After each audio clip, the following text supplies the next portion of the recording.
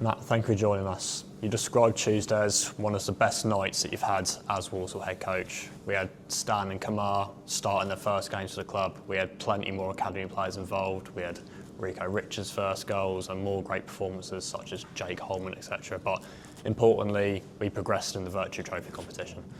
Yeah, proudest nights is what I think I said, because it was for some of those reasons that you've said there. I think there were 5 academy guys in the squad, 4 involved on the day, which was something, again, said it before, it's what we've highlighted we want to do in that competition.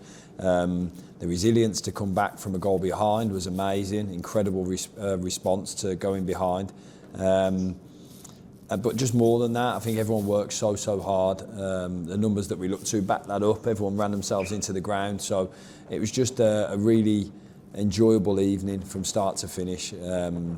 Yeah, as I said, it was one of the proudest nights in doing the job because of all the different stories around that. So yeah, loads of good things came from that, and it gives us a chance of going again when we see who we play in the next round, which we'll see. I think we play them, whoever that is, in the middle of January. So we look forward to that next bit of it, and we want to keep moving forward in that competition. So loads of pleasing things on Tuesday night, off the back of Saturday as well. Yeah, was very pleased. You briefly mentioned Stan Straw and you were full of praises for him post-match. Is he a player that you can see playing a bigger role than he has been so far for the rest of the season, and could we potentially see him for our FA Cup clash on Sunday?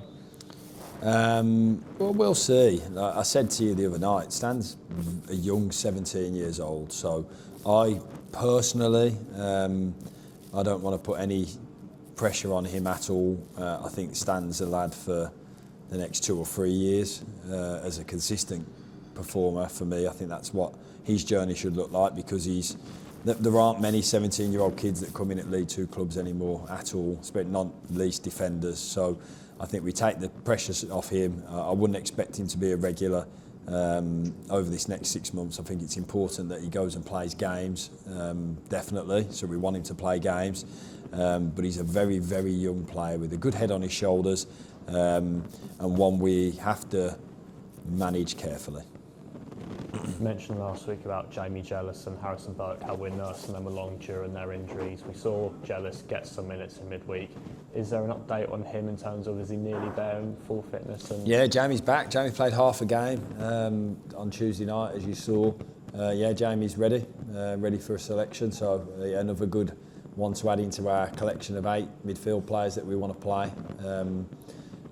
So yeah, and we're delighted with that, because he's working really hard to stay on top of the stomach inflammation that he has.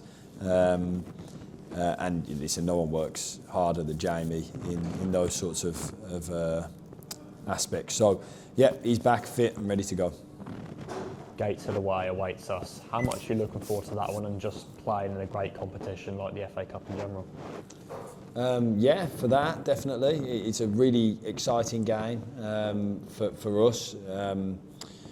Again, similar to the Eastleigh game in terms of going away to a team.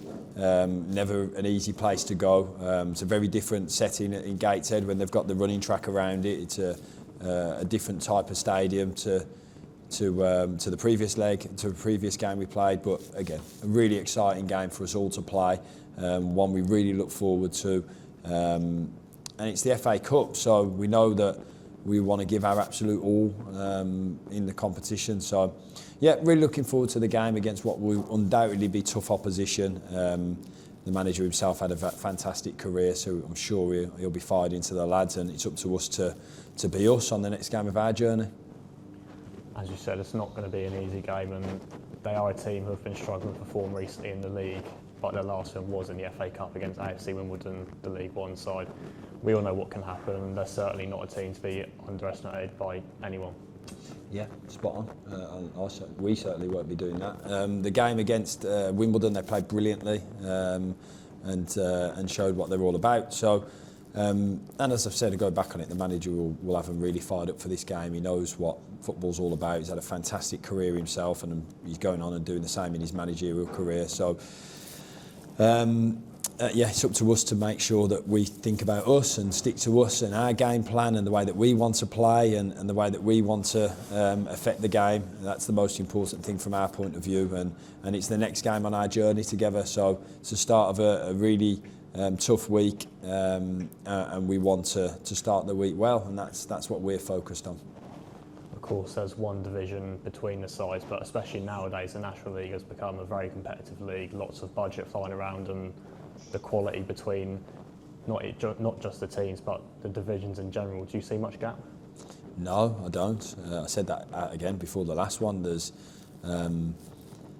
Gateshead are full time as well. That their guys are professional football players, and they work very, very hard every day for their living to do better for them and their families. That's what they do, and that's what the National League is now. Very few teams in that division are not full time. So, we know that it's going to be a really difficult game, but an exciting one nevertheless. One that we're really looking forward to.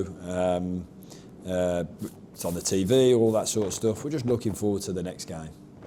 And finally, so far it's over 400 Walsall fans travelling up to Gateshead, which is fantastic numbers so far, with the match on TV too.